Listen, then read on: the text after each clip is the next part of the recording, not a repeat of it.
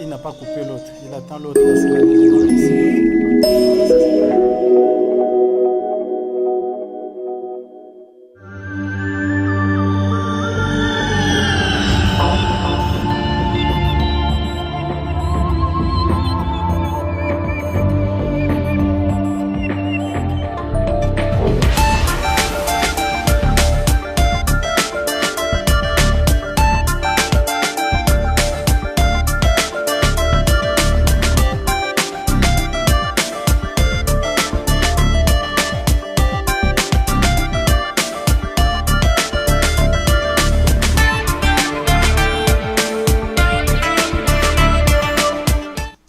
Bonsoir, chers frères et sœurs dans le Seigneur. Bienvenue dans votre émission Lève-toi et brille. Que Dieu vous bénisse. Enseigne-moi à bien compter mes jours pour appliquer mon cœur à la sagesse.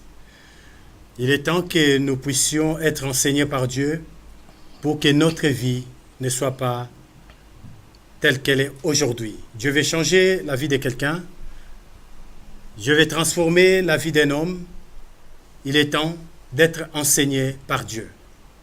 À la réalisation, le pasteur Constant, les caméras de notre sœur Vanny et de frère Christian, conception de maman Nadine et la présentation de votre serviteur, le pasteur Emmanuel Ntouni. Bienvenue encore une fois de plus. Ce soir sur le plateau, je ne suis pas seul. J'ai un invité qui va nous apporter la parole du Seigneur ce soir.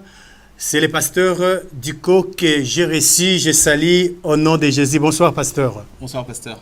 Bienvenue dans l'émission Lève-toi et brille. Merci. Je vais vous laisser vous présenter aux téléspectateurs de l'émission pour qu'ils puissent vous découvrir. Ok, très bien, merci. Bonsoir, bonjour à tous. Donc, je suis le pasteur Emmanuel Diko Mbama de l'église La Cité des Vainqueurs par la foi. Nous sommes dans le 94 à Fresnes, plus précisément. Ok, merci beaucoup, pasteur. Le pasteur, je pense que vous n'êtes pas venu seul. Vous avez amené le groupe de la chorale de l'église Le Vainqueur. J'aimerais bien qu'avant de commencer notre émission, comme vous venez juste de vous présenter, et les téléspectateurs aimeraient bien découvrir aussi nos bien-aimés frères et sœurs de chorale la chorale des vainqueurs de l'église de chapelle de Cité des Vainqueurs. Je vais laisser la place à nos bien-aimés de se présenter par la chanson. Alléluia. Bienvenue dans la présence du Seigneur. La Bible nous dit qu'un jour dans sa présence vaut mieux que 1000 ailleurs. Lorsque nous rentrons dans la présence du Seigneur, nous recevons son amour, un amour dont personne ne peut nous séparer, car la Bible nous dit que rien ne peut nous séparer de son amour. Lorsque nous sommes dans sa présence, nous découvrons encore une loi qui nous donne à travers son esprit, la loi de l'esprit de vie, qui nous permet d'être plus puissants que le péché, d'être plus puissants que la mort. C'est pour cela qu'à travers ce chant d'adoration, nous voulons tout simplement élever l'amour de notre Seigneur, la puissance de notre Seigneur, ainsi que sa présence. Alléluia.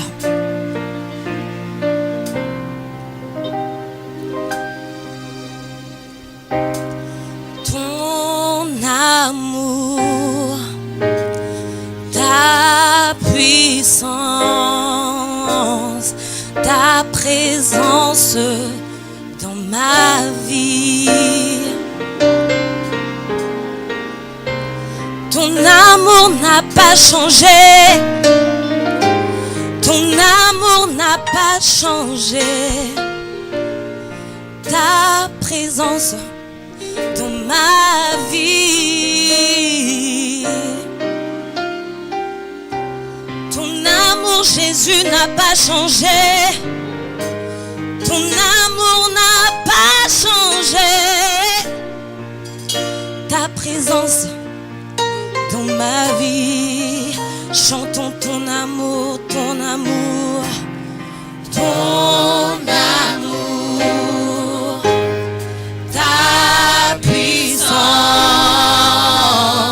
ta présence dans ma vie. Oh oui, ton amour.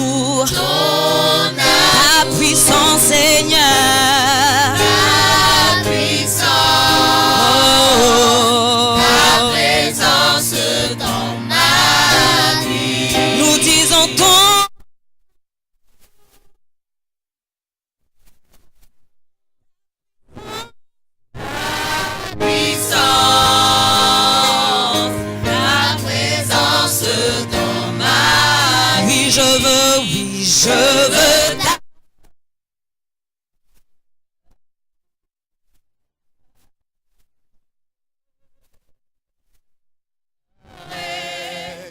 De toute ma force, oui, je veux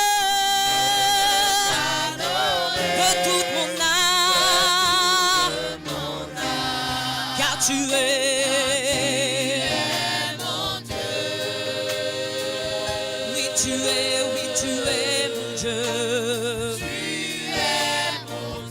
Car tu es mon Dieu, car tu es mon Dieu.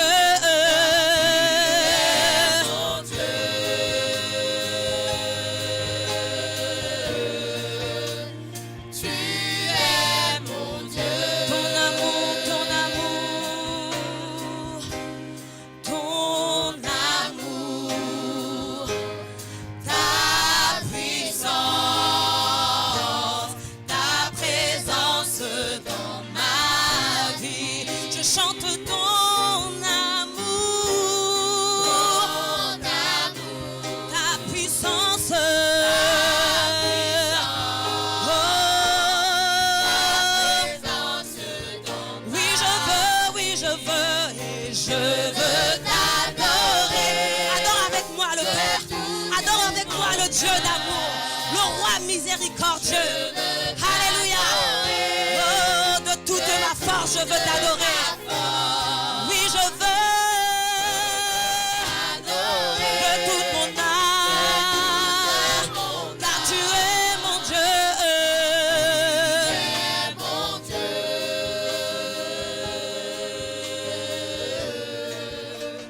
Tu es mon Dieu. Car tu es mon Dieu, car tu es mon Dieu. Tu es mon Dieu, tu es mon Dieu, tu es mon Dieu. Oui, je veux t'adorer de tout mon. Oui, je veux de toute ma force, je veux.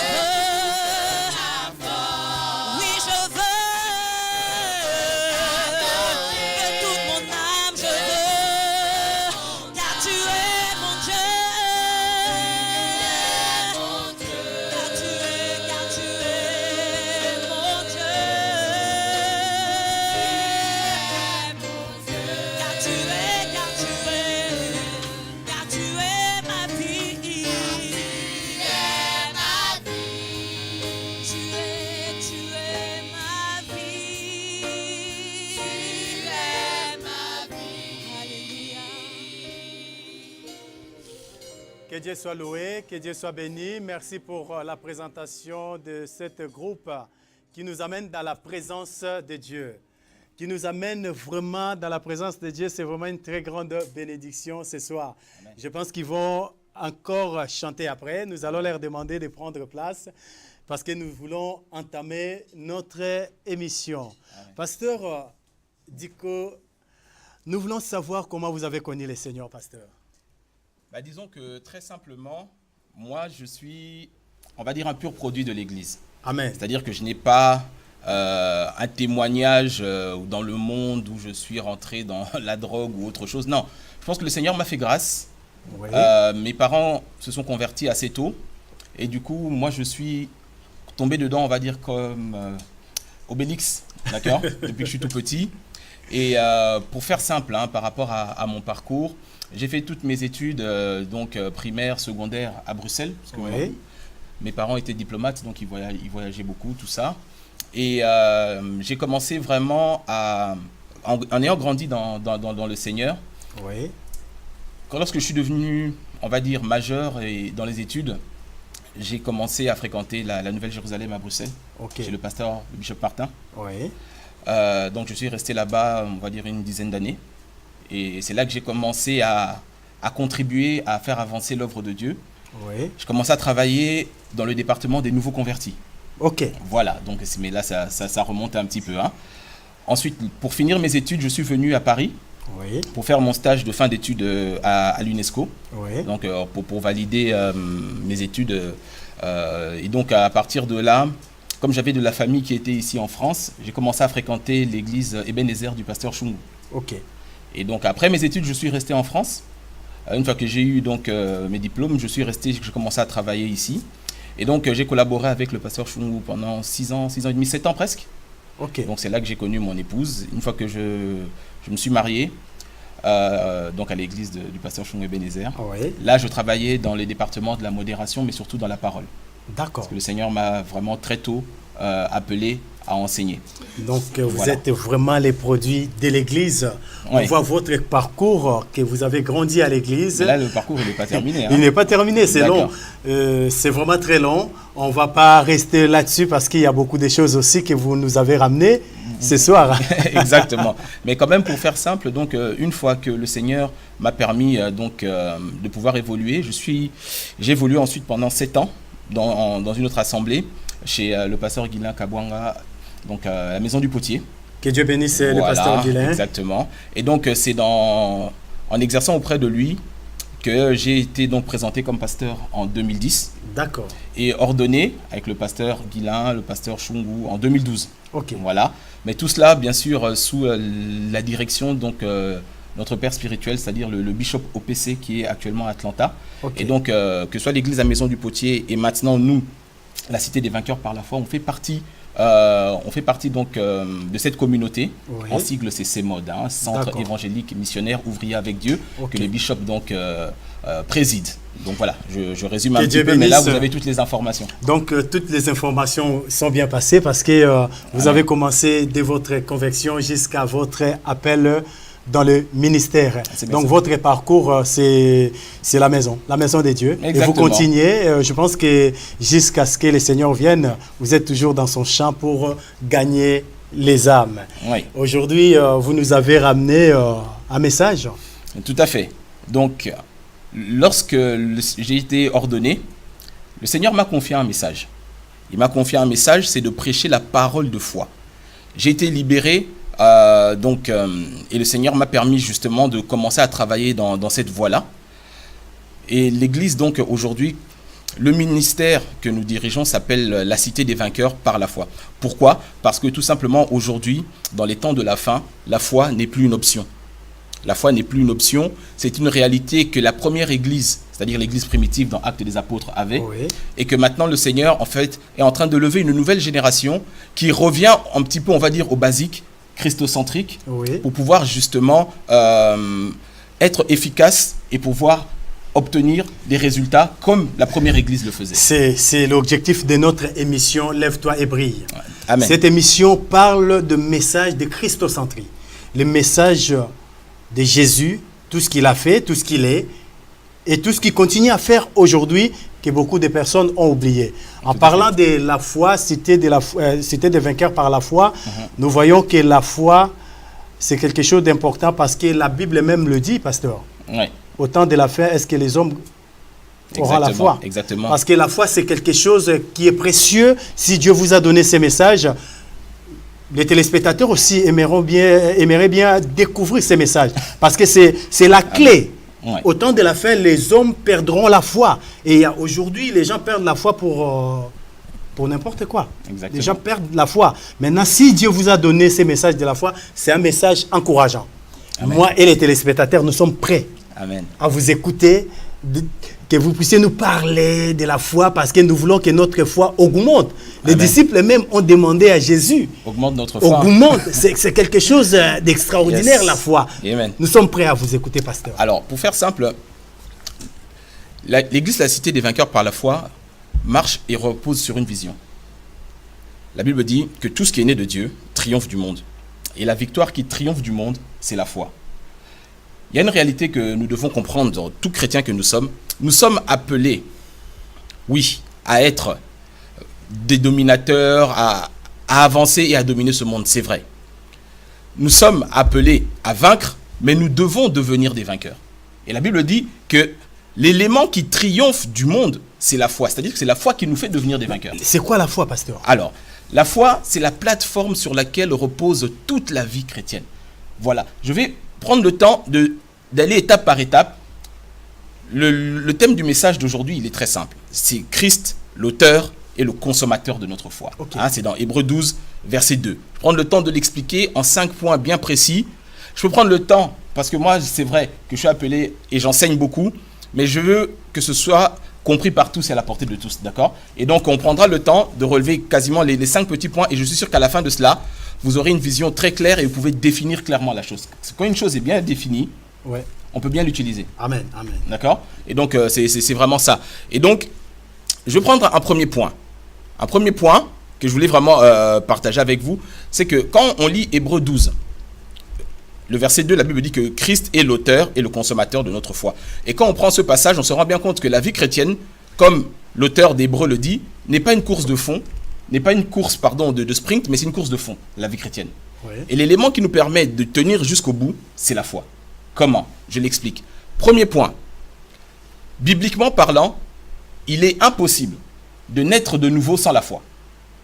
D'accord? Ouais. Et quand on lit ce passage, c'est très simple, hein, c'est ce que la Bible dit dans Éphésiens. Quand on va dans Éphésiens chapitre 2, le verset 8, la Bible dit que c'est par la grâce qu'on est sauvé, mais au moyen de la foi. Ok. Donc on se rend bien compte que déjà, si l'élément de foi n'est pas là, ça ne peut pas fonctionner. Alors, quand ici je parle de foi, je ne parle pas simplement de la foi d'une manière intellectuelle.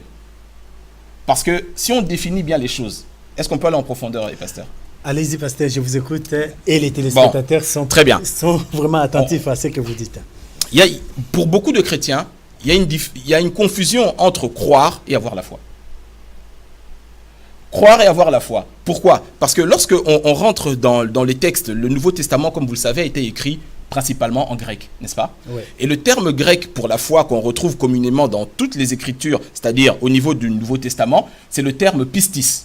Oui. Pistis qui veut réellement dire foi, avoir confiance, se reposer sur, être crédible, digne de confiance. Les traducteurs en français, en anglais, des fois, ils s'en mêlent un peu les pinceaux pour faire simple.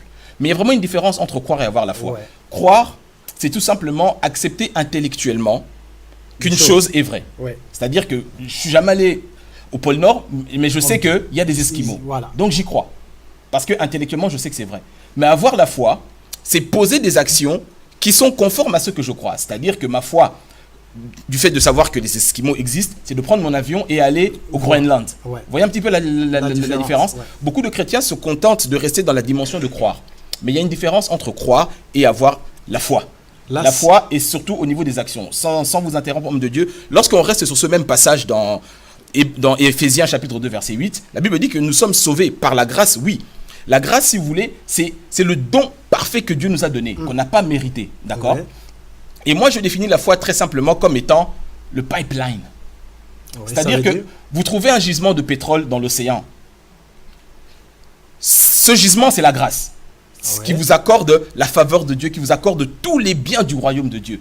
Mais si vous n'avez pas de tuyau, de pipeline, pour faire venir tout le pétrole qui est là dans votre pays, vous pouvez mourir comme un SDF tout en étant possesseur d'un pipeline et d'un possesseur plutôt d'une plateforme de pétrole. Est-ce qu'on voit un petit peu? Oui, c'est Et clair. donc, juste à dire que la foi, ça part aussi avec les actions.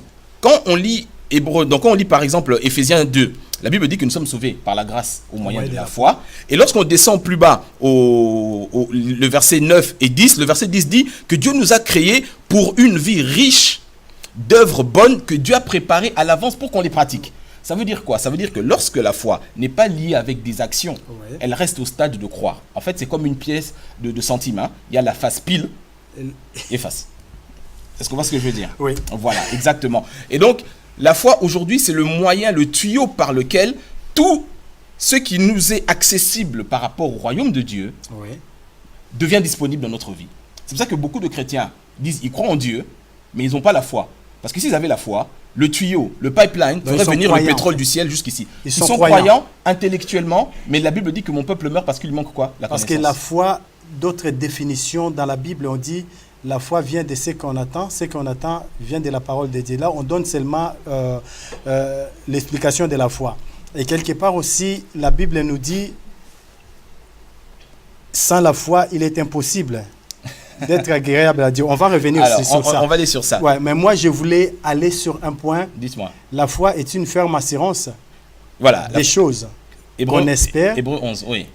la démonstration des choses qu'on ne voit pas. Donc, c'est ce que vous êtes en train de définir là, à approfondir, pasteur. J'aimerais bien que vous puissiez accentuer sur ces points parce que vous avez vraiment donné la différence entre croire et avoir la foi. Ouais. La foi qui n'est pas démontrée reste la croyance. C'est ce que Jacques dit. Une foi sans les œuvres, elle est comment? Elle est morte. Tout à fait. Donc beaucoup de gens aujourd'hui, ils sont croyants. Ils sont croyants, mais ils ne pratiquent pas leur foi. Voilà. C'est comme Jacques dit. Les uns disent j'ai la foi, les autres disent moi j'ai les œuvres. J'ai les œuvres. Aujourd'hui, le Seigneur lève une génération qui démontre leur foi au travers de leurs œuvres. Parce que la foi, dès qu'on est sauvé, il y a des actions. Dieu veut sauver l'humanité tout entière. Oui. Et ce sont ces œuvres riches-là qu'on doit accomplir. On ne peut pas le faire sans la foi. Vous citiez tout à l'heure ce passage qui dit que la foi vient de ce que l'on entend. Et ce que l'on entend vient de la parole de Christ. Lorsqu'on prend ce texte dans ce sens original, il y a une réalité importante qu'il faut comprendre. Oui.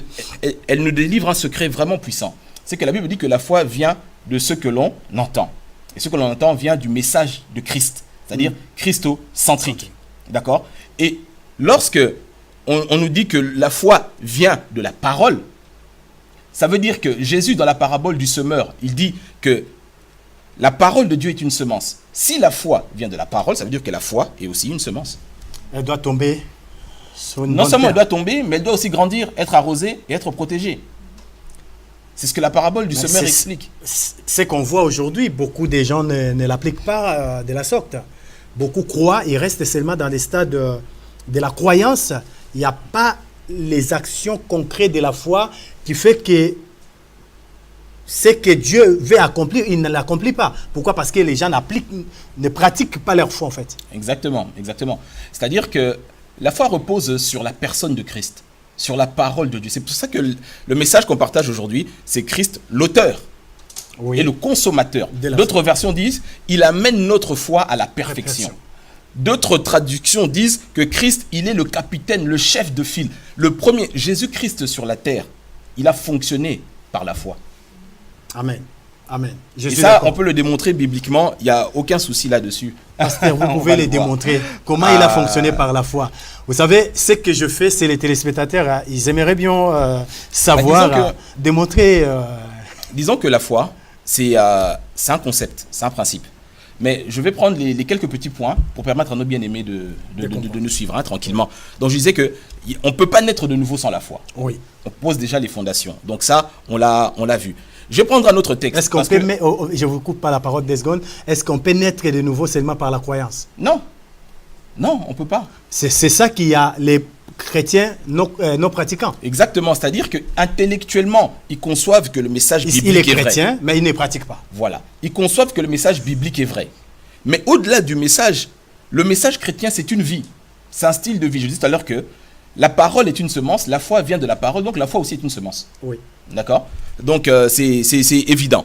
J'aime beaucoup ce passage dans Romains chapitre 5. Oui. Moi, j'étudie beaucoup la parole avec plusieurs versions.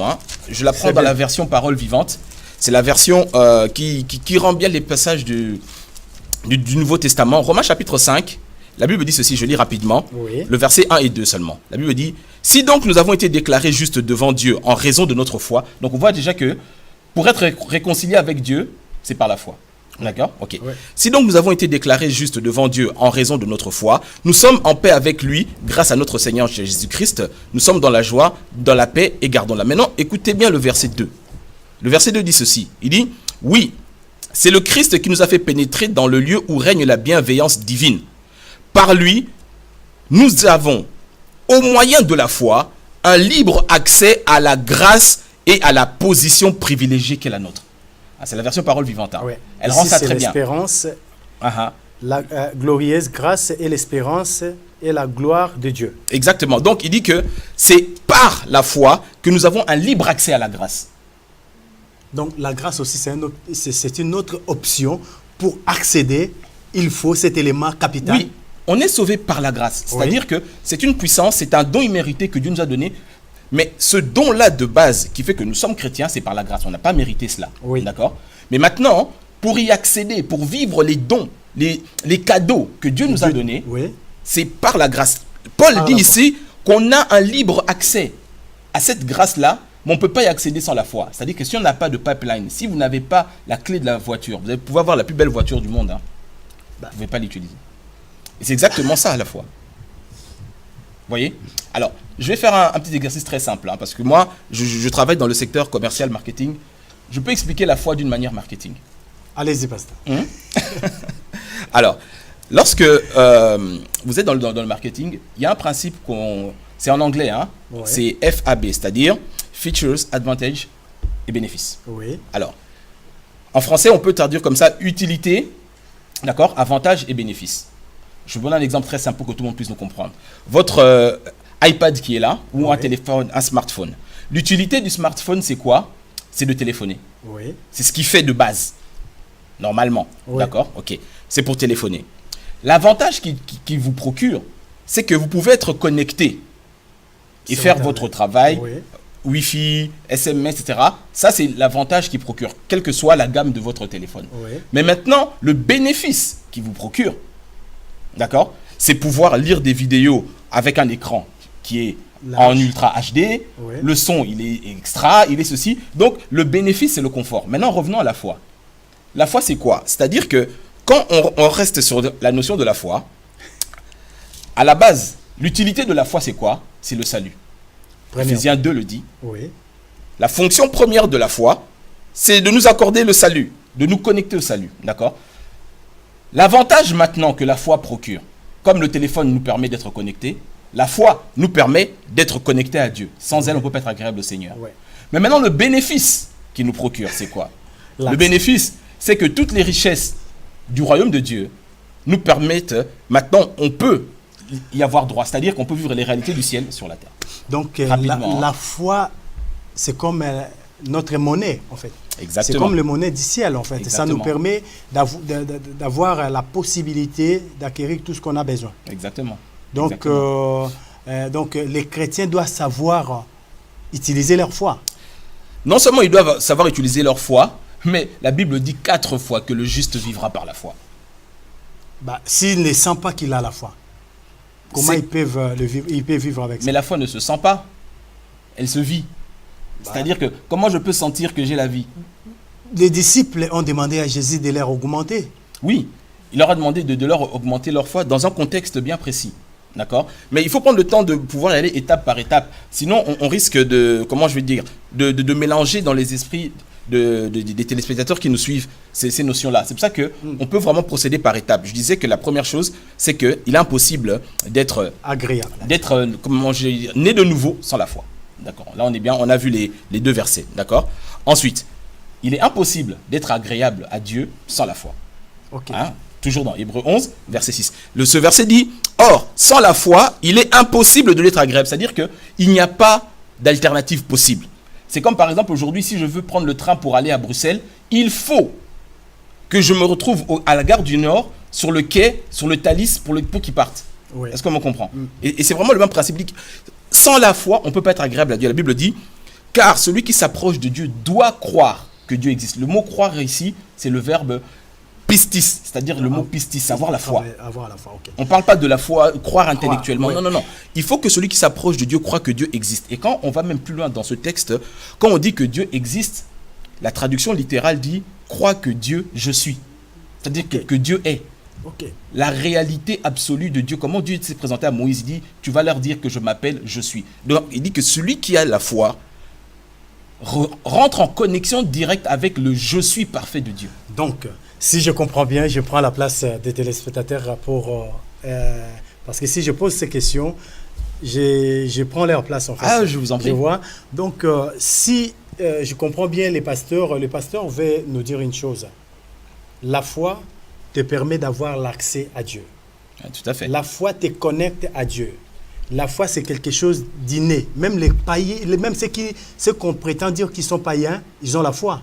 Alors, certaines choses intellectuelles. Exactement, je vais vous démontrer très simplement. Voilà. Quand vous rentrez pour prendre l'avion, vous démontrez votre foi dans les capacités intellectuelles du pilote. Du pilote, oui. Vous lui demandez pas son CV, le parcours. Vous savez qu'il a la capacité de le faire. Donc vous démontrez votre foi dans le pilote en vous reposant, en dormant dans l'avion. C'est-à-dire que même les païens ont la foi. La Bible dit que Dieu a donné une dose de foi à tous les êtres humains. C'est dans Romains chapitre 12. C'est quelque chose que Dieu a déposé dans tout le monde. Quelqu'un dit, j'ai pas la foi. On parle ici de cette capacité. Donc, il y a la foi naturelle, mais il y a la foi selon la parole de Dieu. Il y a une pensée qui m'est venue, pasteur. C'est pour ça que Jésus disait, si vous avez de la foi, donc les dimensions de la foi qu'on met en pratique nous permet d'atteindre le sommet, d'atteindre la dimension d'opération des miracles extraordinaires. Quand ta foi atteint un certain niveau, quand tu arrives à comprendre ta foi, à comprendre comment pratiquer ta foi, comment mettre ta foi en pratique, tu vas atteindre le niveau extraordinaire d'opérer des miracles. Comme Jésus disait, si vous avez de la foi comme un petit grain de sénévé, vous pouvez. Donc ça veut dire que quand ta foi atteint un certain niveau, tu rentres maintenant dans l'opération de la chose. Alors, dans le ministère de Jésus, et quand on regarde dans la Bible, on voit qu'il y a 3 niveaux globalement. Ceux qui n'ont pas de foi, ceux qui ont peu de foi et ceux qui ont une grande foi. D'accord ? Mais tout à l'heure, Jésus parle de la graine. Lorsqu'ils ont commencé à parler de la notion de foi, augmente leur foi, Jésus dit, si votre foi est petite comme cette petite graine, pourquoi ? Parce que dans la foi, en réalité, ce qui est important, plus que la quantité, c'est la qualité de votre foi. C'est la qualité de votre foi qui est importante. Pas simplement la quantité. C'est pour ça que je disais tout à l'heure qu'il y a petite, moyenne et grande foi. Tout à fait. Donc, je disais, donc ça c'était le deuxième point. Il faut que celui qui s'approche de Dieu croit que Dieu existe et qu'il récompense ceux qui le cherchent. Troisième point, donc je disais que le premier point c'était, on ne peut pas naître de nouveau sans la foi. Sans la foi. On ne peut pas être agréable à Dieu sans la foi. Troisième point, toujours dans la réalité de la vie chrétienne, la Bible dit, il est impossible de combattre sans la foi. C'est ce que Paul a dit à Timothée. Il dit, Timothée, combat le bon combat de la foi. Pasteur, là, c'est un autre sujet. J'aimerais bien qu'on revienne sur ce point-là, parce que c'est très important. Et les téléspectateurs aussi vont attendre un petit peu, parce qu'on va prendre une petite pause pour rentrer encore dans la présence de Dieu avec nos bien-aimés groupes, la chorale des vainqueurs. Ils vont nous amener encore dans la présence de Dieu, dans cette atmosphère. Et puis nous allons revenir sur ce point de la parole qu'on ne peut pas combattre sans la foi. Amen. Mes bien-aimés, amenez-nous encore, transportez-nous dans la présence de Dieu. Amen, amen. Nous voulons chanter ce chant qui dit que le Dieu de victoire habite en moi. Oui, parce que nous marchons par la foi et non par la vue. Nous sommes la cité des vainqueurs par la foi. Et la Bible dit que la foi se contamine. Toi qui nous regardes, nous voulons te contaminer. Alléluia. Victoire, victoire, victoire, victoire, victoire, victoire, et en ce lieu, victoire, victoire, victoire, victoire, le Dieu de victoire habite en moi, le Dieu de victoire habite en moi. Je marche non par la vue, mais par la foi, le Dieu de victoire habite en moi, le Dieu de triomphe habite en moi, le Dieu de victoire habite en moi. Je marche non par la vue, mais par la foi, le Dieu de victoire habite en moi. Je chanterai et danserai, car le combat est celui du Seigneur. La victoire m'est assurée par la foi que j'attire aujourd'hui. Alléluia. Dieu est vainqueur. Je chanterai Et danserai, car le combat est celui du Seigneur. Est assuré, car notre Dieu est vainqueur.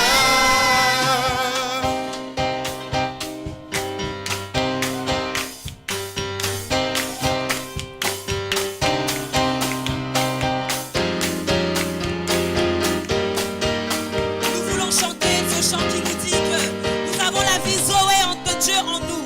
Cette vie Zoé qui nous permet de briser toutes les chaînes de la maladie, du péché. Alléluia. Nous voulons encore, oui, exercer notre foi en confessant que la vie Zoé vit en nous. Hey, hey, hey, hey.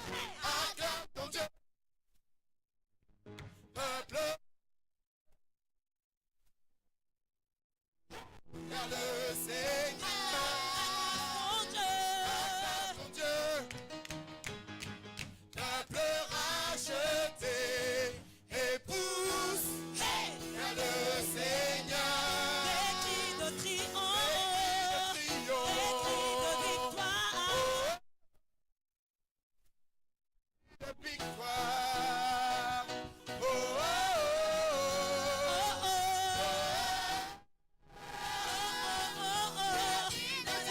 la vie est en moi. Elle brise les chaînes. Les chaînes de la mort. C'est la vie de Dieu. La vie est en moi. La puissance qui ramène à la vie.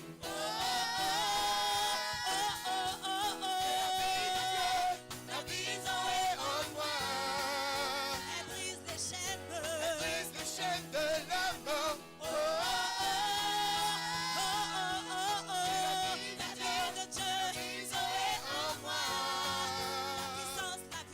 la puissance qui ramène à la vie. Hey, hey, hey. Hey, hey, hey. Hey, hey, hey.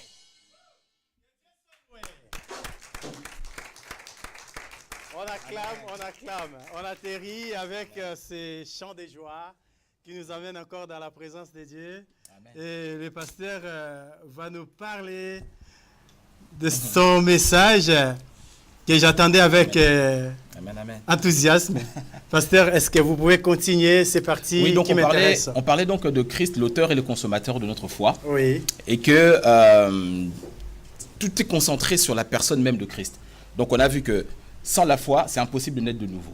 Sans la foi, c'est impossible de plaire à Dieu. oui. Et sans la foi, c'est impossible de combattre. C'est ce que Paul a dit à Timothée. Il a dit, Timothée, combat le bon combat de la foi. La Bible ici parle du bon combat. C'est-à-dire que le combat suprême, ultime, auquel nous, chrétiens, nous sommes confrontés ici-bas sur la terre, se trouve et se conjugue dans le domaine de la foi. Je donne un exemple très simple. Lorsque Jésus allait partir, il a dit à Pierre, il dit, Satan vous a réclamé, n'est-ce pas? Oui, Il dit pour que vous soyez criblés. comme de Il dit, mais moi, j'ai prié pour ta foi, pour que tu ne perdes pas la foi. Donc, vous voyez que l'objectif de Jésus, il savait que si Pierre perdait la foi, c'était terminé. C'est terminé. Et le diable, dans tout ce que nous passons comme problème, comme combat, comme maladie ou comme autre chose qui nous agresse, le but, c'est de voler notre foi. Parce qu'il sait que lorsque la foi n'est plus en place, il peut jouer avec notre vie. Et lorsque la foi est là, c'est-à-dire la capacité de croire que la parole de Dieu reste vraie, lorsque quelqu'un est malade, c'est la parole de Dieu au-dedans de lui qui redonne la santé. Mais il faut que cette personne-là puisse recevoir cette parole avec foi, la déclarer et la confesser de sa bouche. C'est là qu'il arrive au salut, n'est-ce pas? C'est ce que Paul nous dit. Oui. Hein? Lorsqu'on croit dans son cœur, Dieu nous déclare juste. Et en confessant de la bouche, on arrive au salut. Donc, si la parole de Dieu n'est pas en place en nous, à cause des problèmes que nous avons dans la vie, c'est le diable justement qui gagne ce combat-là. Maintenant, je sais que dans nos communautés, il y a beaucoup des spécialistes du combat spirituel. C'est ce que j'attendais, pasteur. Voilà. C'est pour ça je vous attends vraiment. Je suis vraiment attentif à ce que D'accord. vous êtes en train de dire. Ouais. Le vrai combat. Alors, Parce qu'il y a plusieurs sortes de combats aujourd'hui. Les gens passent beaucoup de temps à combattre. Vous êtes en train de nous expliquer quelque chose d'intéressant. Le vrai combat, c'est qu'il y a des faux combats. voilà. Alors, quand je parle de vrai combat, lorsqu'on analyse le ministère de Jésus, je disais que il est l'auteur et le consommateur de notre foi. Oui. Lorsqu'on regarde dans les 4 évangiles, Jésus ne dit nulle part « allez combattre les démons ». Mais lui-même, il est chassé, pasteur. Mais chasser et combattre, c'est pas la même chose, pasteur. Mais aujourd'hui, les gens qui combattent là, ils pensent chasser aussi. Non, moi je pense que il y a, comment on va dire, une mauvaise interprétation on va faire de la le parole. gène d'arracher, de chasser, de combattre les liens. C'est là où justement que la foi rentre en compte. Quand la foi nous dit, vous vous souvenez, on a vu ça tout à l'heure, que par la foi, on a un libre accès à la grâce de Dieu, n'est-ce pas? oui. Et à une position privilégiée. Je vais reprendre un exemple très simple. Paul dit ceci, il dit, je n'ai pas honte de l'évangile de Jésus-Christ. C'est dans Romains chapitre 1, verset 16. Il dit, je n'ai pas honte de l'évangile de Jésus-Christ parce qu'elle est la puissance de Dieu, Et les par laquelle il sauve tous ceux qui croient, n'est-ce pas? Ouais. Mais c'est pas fini là. Il dit que l'évangile nous révèle en quoi consiste la justice que Dieu nous accorde. Elle est reçue par la foi et pour la foi, et comme le dit l'Écriture, le juste vivra par la foi. C'est Romains 1, 16, 17. Ouais. Donc, le but de l'évangile, c'est de nous expliquer quel est notre nouveau statut, quel est notre nouveau passeport en tant qu'enfant de Dieu. Lorsque j'exerce ma foi, je vous ai dit tout à l'heure que la foi, c'est croire et agir en conséquence, n'est-ce pas? Oui. Donc, lorsque je suis convaincu de ma position privilégiée En d'héritier de Dieu, co-héritier de Christ, et que je suis assis avec lui, c'est ce que Éphésiens nous dit, dans les lieux célestes, au-dessus des dominations et des principautés, et que je vis en conséquence, lorsque j'arrive devant les démons seront capables de dire, comme les démons qui étaient dans les fils de Sheva, il dit, Paul en connaît. Parce que Paul avait cette position-là par la foi. Donc ces gens-là, ces bien-aimés-là, qui passent leur temps dans les démons, connaissent qu'ils sont des faiblards. Bon, je ne vais pas polémiquer là-dessus. Non, je polémique, j'explique, pasteur. Moi, j'explique. Ils sont vraiment des faiblards parce que les démons même n'ont pas perdu, en fait. Ils les agressent même. Quand on parle de la notion de foi, on a dit tout à l'heure que la foi, elle est christocentrique, n'est-ce pas? Oui. On ne peut pas dissocier la foi de la personne de Christ. Plus la foi grandit en nous, plus Christ grandit en nous. En nous. Amen. Donc, lorsque on rentre dans une synagogue, je prends l'exemple, on ne va pas revenir dans des synagogues, mais quand Jésus rentrait dans des synagogues, est-ce qu'il faisait des prières d'autorité de 1h30 ou 1h45? Non. De sa position, les démons disaient quoi? Tu es le Fils de Dieu. Tu es venu nous troubler. Oui, mais ils partent d'abord de sa position hiérarchique. Sa position hiérarchique, c'est-à-dire qu'il a une position sociale, on va dire entre guillemets, au-dessus des démons. Donc, et de par sa position, il peut leur dire, toi, tu sors, tu vas dans les cochons. Donc nous devons d'abord chercher à savoir notre position spirituelle et notre niveau de la foi pour vaincre tout ce qui nous entoure, en fait. Exactement. Parce qu'aujourd'hui, le problème, si j'ai tenu ces tons, c'est parce que les gens prennent les niveaux des démons, ils redimensionnent la taille des démons, les catégories des démons, l'âge des démons, comment s'appelle leur village, leur plateforme de travail. Ils connaissent tout ce qui est des démons plus que le niveau de leur propre foi, pasteur. C'est là qu'il y a le problème. C'est-à-dire que nous partons du système de la vision que nous sommes ancrés dans le royaume de Dieu. D'accord? Et c'est à partir de notre position d'enfant de Dieu, de royaume de Dieu, d'ambassadeur, d'autorité, que nous exerçons maintenant notre autorité par la foi. Mais comment faire, pasteur, pour aider ces bien-aimés-là qui sont dans cet engouement, dans cette ignorance qui fait qu'ils passent leur temps à chercher à savoir, ça c'est les démons des eaux, ça c'est les démons des rivières, des fleuves, des montagnes, au lieu de savoir leur position en Dieu, leur position dans le royaume, ils ne savent pas. La vie chrétienne commence par le fait de savoir quelle est notre position. C'est ce qu'Éphésiens nous démontre. Oui. Lorsqu'on est né de nouveau, nous sommes assis avec Christ dans les lieux célestes. Et c'est à partir de cette position-là que nous commandons. Et lorsqu'on est conscient de qui nous sommes, de l'autorité que nous avons, Jésus dit, on n'a même pas besoin de les combattre. C'est les chasser. C'est aussi simple que ça. Ils partent par eux-mêmes. Moi, le conseil que je pourrais simplement donner, je ne suis pas donneur de leçons, franchement, je n'aime pas ça du tout. Si mais il y a une réalité. Quelqu'un qui est dans ce mouvement des Mercedes, des gens qui sont rentrés infiltrés, qui leur entraînent dans cette dérive. Si vous pouvez les aider, pasteur, vous n'êtes pas conseiller, mais bien sûr, mais vous pouvez quand même aider quelqu'un à sortir de cette ignorance en révolutionnant sa foi par votre message. Le seul conseil que je peux donner, c'est focalisez-vous sur votre identité en Christ. Amen. Paul dit que l'évangile nous révèle en quoi consiste notre nouveau statut d'enfant de Dieu. Et Paul le dit très bien. Il dit, ce message est reçu par la foi et uniquement pour la foi. Et il cite maintenant Habakkuk qui dit que le juste vivra par la foi. Donc en d'autres termes, devenir enfant de Dieu, exercer notre domination sur la terre, si le pipeline de la foi n'est pas en place, on devient des religieux. Ok. Donc la foi, le combat de la foi que l'apôtre conseillait, son fils spirituel Timothée, c'est vraiment le combat que nous devons mener pour conserver, garder notre foi, pasteur. Je vais définir comme si, quand on parle du bon combat de la foi, le bon combat de la foi, c'est quoi? C'est le conflit ouvert, déclaré qu'il y a entre le système de ce monde, les réalités que nous vivons, du fait que nous sommes sur la terre, le conflit entre cette position et la position que nous sommes en tant qu'enfants de Dieu assis dans les lieux célestes. Je donne un exemple très simple. Quelqu'un qui est converti, qui a donné sa vie à Christ, mais qui peut vivre dans des problèmes financiers, dans le surendettement, qui peut vivre dans des maladies, des cancers qui semblent être incurables au niveau humain, il y a comme une opposition, une contradiction entre sa position et ce qu'il vit réellement. Oui. D'accord? Et c'est là où le combat de la foi s'exerce. C'est là où justement il doit rester sur la parole de Dieu, de sorte que la foi, j'ai dit, n'oubliez pas l'image du pipeline, qui prend les réalités spirituelles que nous avons reçues par la grâce. Dans la grâce, il y a quoi? Il y a la santé, il y a la prospérité, il y a la restauration. Donc, toutes ces choses-là ne nous sont pas disponibles si la foi ne rentre pas. Et le diable sait que si j'arrive à mettre sa foi par terre, c'est pour ça que Jésus, tous les mots que Jésus dit dans la Bible, c'est vraiment extraordinaire dans les évangiles. Il n'y a aucun mot qui est là par hasard. Il dit, Pierre, moi j'ai prié pour ta foi. Il aurait pu dire, j'aurais pu prier pour que tu parles en langue. Ouais. Il a dit, j'ai prié pour ta foi. Parce qu'il sait que dès que la foi est en place, automatiquement, Tout est possible. tout est possible. Donc quelqu'un va se réveiller ce soir pour travailler, pour conserver sa foi et alimenter sa foi, afin d'agir et de vaincre. Ouais. On ne peut pas dissocier la foi et la personne de Christ. Vraiment, je tiens vraiment j'insiste vraiment là-dessus. Hein. C'est que la foi vient de Christ. Il est l'auteur. C'est lui qui la met en nous et qui l'amène à la perfection. En d'autres termes, elle grandit. Vous m'avez posé la première question tout à l'heure.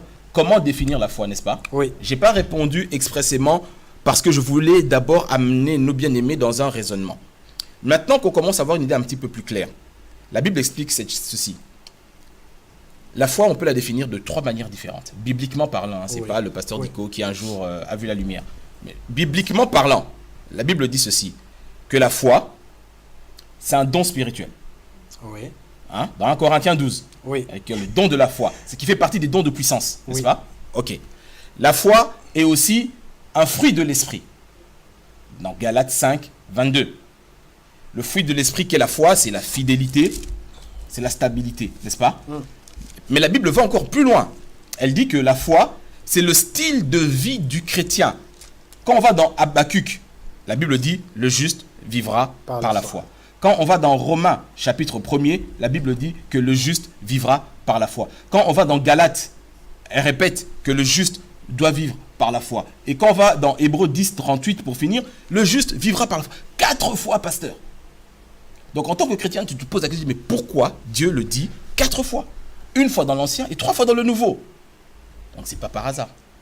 Pasteur, je vois, Hébreu nous dit, les anciens ont réussi un bon témoignage parce que tous ces anciens-là, et même n'ont pas parlé de leur foi, mais leurs œuvres ont témoigné de leur foi. Oui, tout à fait. Tous les anciens de la Bible, d'Enoch, Moïse, Abraham, ils ont réussi un bon témoignage parce que leurs actions, c'était le fruit de la foi. Donc aujourd'hui aussi, nous pouvons mener des actions de la foi qui peuvent faire témoigner de nous dans l'avenir. Exactement, exactement. C'est-à-dire que quand on parle de style de vie, je prends un exemple très simple. Lorsque vous prenez une graine de manguier, vous plantez, l'arbre pousse, est-ce que le manguier fait des efforts surnaturels pour produire des mangues? Non, les mangues viennent naturellement en leur saison. Amen. Et c'est exactement la même chose.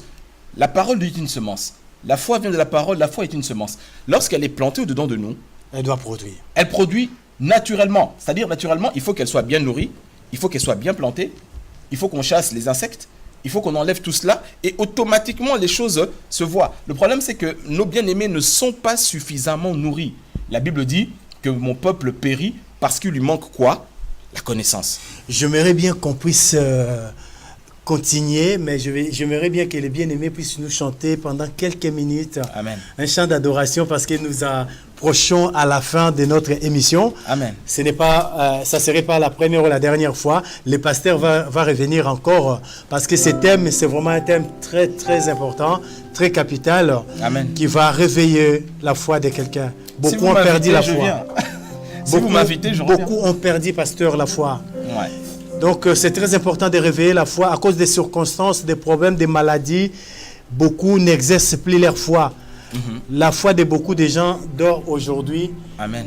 Amen. Il faut les réveiller, pasteur. Si Dieu vous a donné cette grâce de réveiller la foi de quelqu'un, c'est la vision, le message que le Seigneur nous a donné. Pourquoi pas vous inviter à venir faire plusieurs émissions sur la foi pour réveiller la conscience de quelqu'un, la foi de quelqu'un. Je vous ai dit, si vous m'invitez, je viens. Ok, amen. Amen. Je laisse mes bien-aimés nous transporter dans la présence de Dieu. Comme notre pasteur Emmanuel Dico nous enseigne souligner ce soir, la foi ne peut pas être séparée de la personne de Christ. La foi, c'est la fidélité. La totale confiance que nous avons en notre Dieu, la confiance totale et la fidélité dans toutes les choses parce que notre Dieu est fidèle. Il n'y a aucun nombre de variations en lui. Nous voulons finir par ce chant qui célèbre sa fidélité. Alléluia.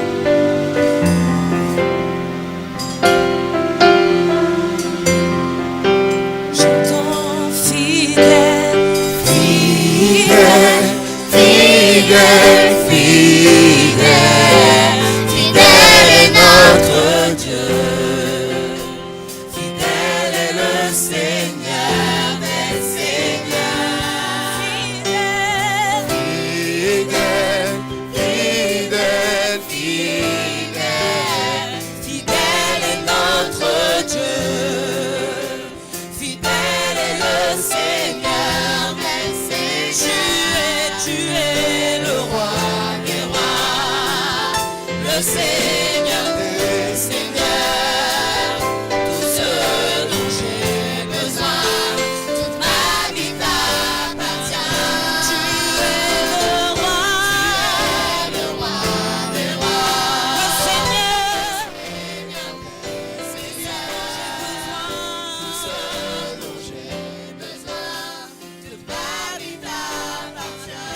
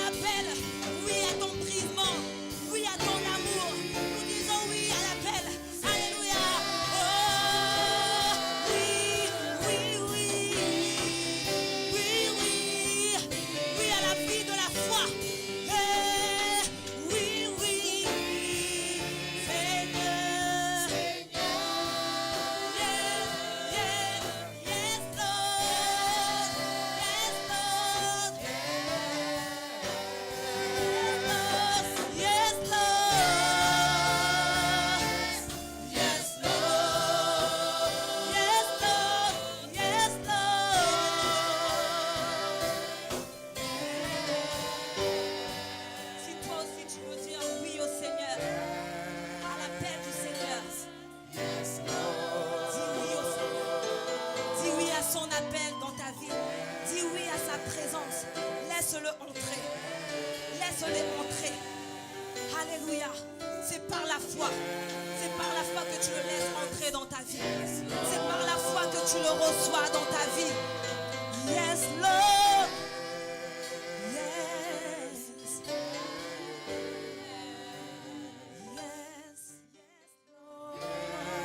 Yes. Yes, Lord. Que Dieu vous bénisse, mes bien-aimés. Je vais laisser Pasteur conclure son message. Amen. Amen. Mais écoutez, Qui n'est pas une conclusion parce que vous allez encore revenir. Amen. Amen. Ça sera avec plaisir.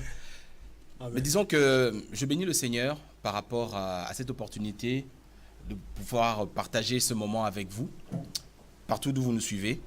C'est vrai que dans les temps de la fin, le Seigneur est en train de lever une nouvelle génération qui revient au basique et à l'essentiel.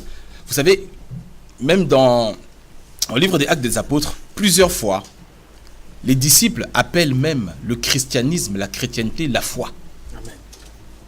En d'autres termes, il n'arrivait pas à dissocier cela parce que ça fait partie de la personne même de Jésus-Christ. Amen. Et Paul dit, nous marchons non par la vue comme la chorale des vainqueurs l'a chanté, mais par la foi. C'est vraiment le canal que le Seigneur a mis à notre disposition pour pouvoir vivre les réalités du ciel sur la terre. Je voulais simplement résumer en disant ces 5 points qu'on a vus tout à l'heure. C'est que le premier, la foi nous permet de naître de nouveau. On est sauvé par la grâce au moyen de la foi. Ça, c'est le premier point. Le deuxième point, qu'on a vu que sans la foi, il est impossible d'être agréable à Dieu. Troisième point, impossible de combattre le bon combat de la foi sans la foi. Sans la foi. Paul dit à Timothée, combat le bon combat de la foi et saisis la vie éternelle. Les réalités de la grâce, De la grâce. on le saisit par la foi. La foi, c'est la victoire qui triomphe du monde. Amen. La foi, c'est la victoire qui triomphe du monde. Et enfin, on a vu 4 fois, la Bible dit que le juste vivra par la foi.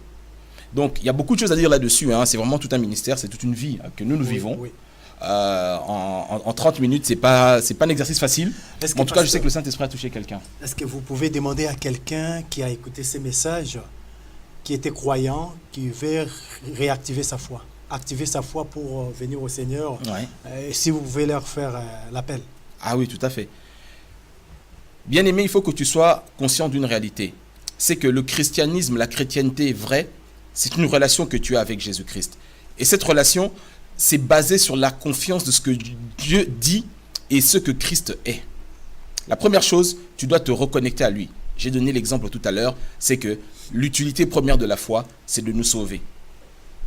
Le bénéfice, c'est que on est en connexion avec Dieu. Au-delà de ce que tu peux traverser, au-delà de ce que tu peux penser, la Bible demeure vraie. Et aujourd'hui, si tu veux revenir aux choses de l'essentiel, ouvre simplement ton cœur.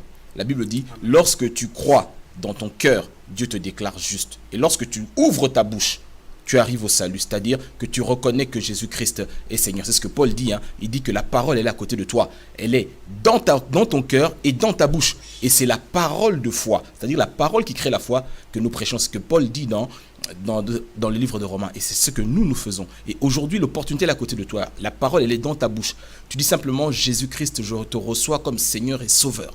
Je crois en toi. Je te reçois comme Seigneur et Sauveur. Répétez avec les pasteurs. Je renonce au monde et au péché. Je renonce au monde et au péché. Et à partir de maintenant, tu es non seulement mon Sauveur, tu es non seulement mon Sauveur, mais aussi mon Maître. Tu es aussi mon Maître. Et je veux vivre par la foi. Je veux vivre par la foi. Parce que la Bible dit, 4 fois, que le juste vivra par la foi. C'est-à-dire que j'ai confiance en toi, Seigneur. J'ai confiance à toi, Seigneur. Confiance en ta parole. Confiance à ta parole. Et en tes actions. Et à tes actions. Merci Jésus. Que Dieu bénisse. Si vous avez répété ces prières, sachez que vous avez reçu les saluts dans votre vie. Vous savez, les saluts, c'est croire simplement et répéter la parole de la foi.